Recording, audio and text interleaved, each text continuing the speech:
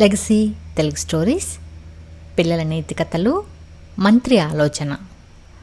కోసలాపుర రాజ్యాన్ని కుమారవర్మ పరిపాలించేవాడు. ఈయన చాలా మంచి పాలకుడు. ప్రజలను తన సొంత బిడ్డల్లాగా చూసుకునేవాడు. రాజ్యంలో పెద్ద సంఖ్యలో చెరువులు, బావులు తవ్వించాడు. రైతులకు ఏ ఇబ్బంది కలగకుండా చూసుకునేవాడు. చేతి వృత్తుల వారికి చేయూత ఇచ్చేవాడు. నిత్యం వేగుల ద్వారా రాజ్యంలో జరుగుతున్న విషయాల గురించి తెలుసుకుంటూ ఉండేవాడు.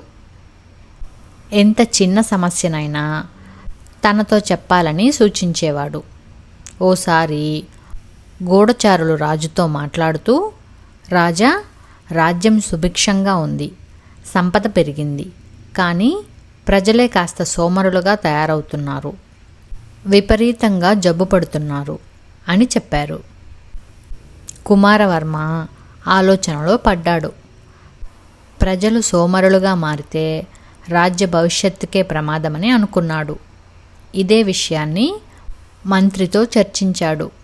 మంత్రి కాసేపు ఆలోచించి ఓ మంచి ఆలోచన చెప్పాడు.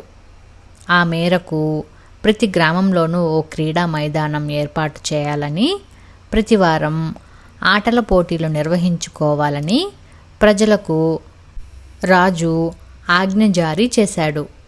వారంలో ఒకరోజు రాజ్యంలోని ప్రజలందరూ శ్రమదానం చేయాలని, రహదారులు బాగు చేసుకోవాలని, మొక్కలు నాటాలని, చెరువుల్లో బావుల్లో పూడికలు తీసుకోవాలని దండోరా వేయించాడు.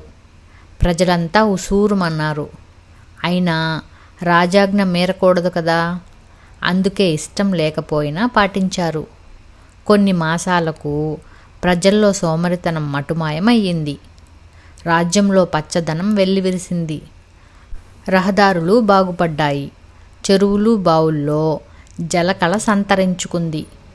ఒకే దెబ్బకు రెండు పిట్టలన్నట్లు భలేగా సమస్య పరిష్కారమైంది. తనకు ఇంత మంచి ఆలోచన ఇచ్చినందుకు మంత్రిని రాజు సన్మానించాడు.